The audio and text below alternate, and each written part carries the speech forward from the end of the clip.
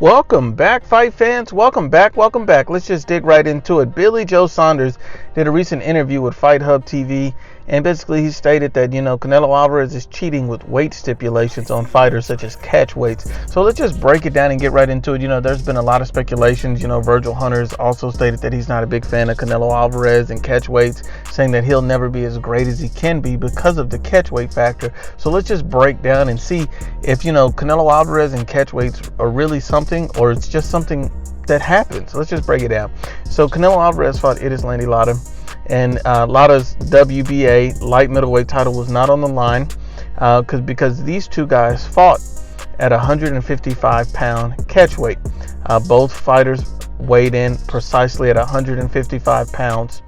And so the fact that both fighters weighed in at 155 and Alvarez rehydrated to 171, while Lara rehydrated at 166 pounds.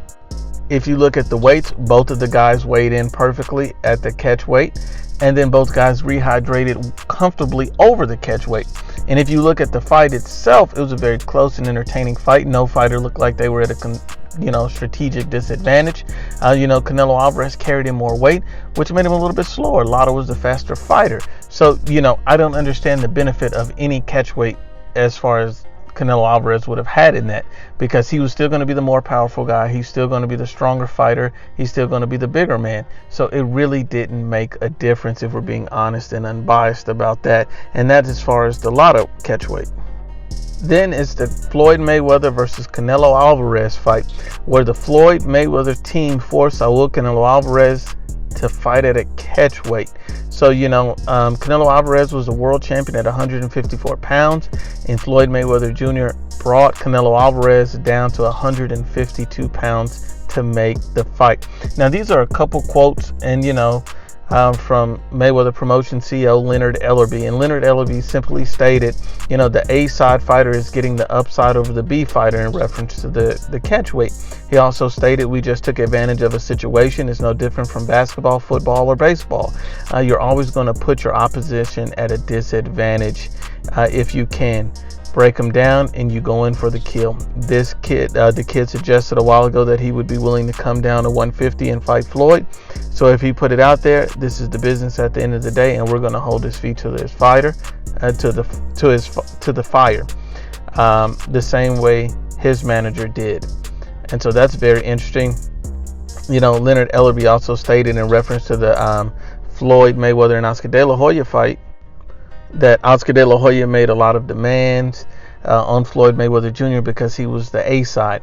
He also stated that Canelo Alvarez is making the most money he ever made by facing Floyd Mayweather Jr. But at the end of the day, who is on the A side is the one that controls. And that's what being the A side is, having leverage. Floyd has earned a right to do that. And I agree with that wholeheartedly. Floyd Mayweather did earn the right to do that at the time. He was the A side. He's the biggest star in boxing. No doubtably did Floyd Mayweather Jr. have the right to do that. So Canelo Alvarez shouldn't be sorry for catch weights. He shouldn't be apologetic because he fought Chavez Jr. at a catch weight, Landy Lara at a catch weight. He shouldn't be sorry at all. He shouldn't be sorry that he had, a rehydration clause with Danny Jacobs. He should not be sorry for that.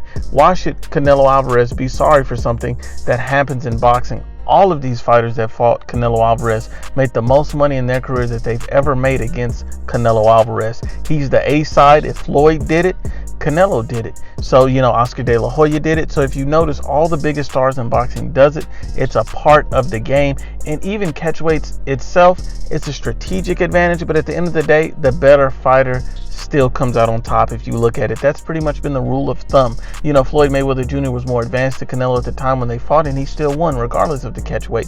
Yes, it was in his favor, but he was still moving up in weight.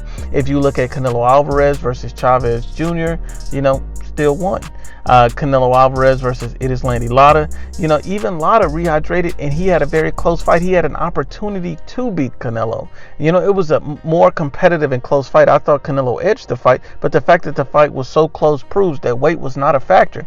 Danny Jacobs versus Canelo Alvarez, even with the weight stipulation, Danny Jacobs weighed in over the rehydration clause, didn't meet the standard, and Canelo Alvarez still thoroughly beat him. Still clearly beat him. Still was no doubt that Canelo Alvarez won that fight. So if Canelo Alvarez beat a guy, even with the rehydration clause that was ignored in place, it shows you that the rehydration clause itself really didn't matter. It was actually to Danny Jacobs' disadvantage that he didn't abide by the rehydration clause. If you notice what Danny Jacobs says, the reason before the fight, he stated that the rehydration clause was a good thing because, if he comes in too heavy, he's going to come in slow and lethargic. And that's what he looked during the fight, because he put on too much weight trying to gain an advantage over the more skillful Canelo Alvarez.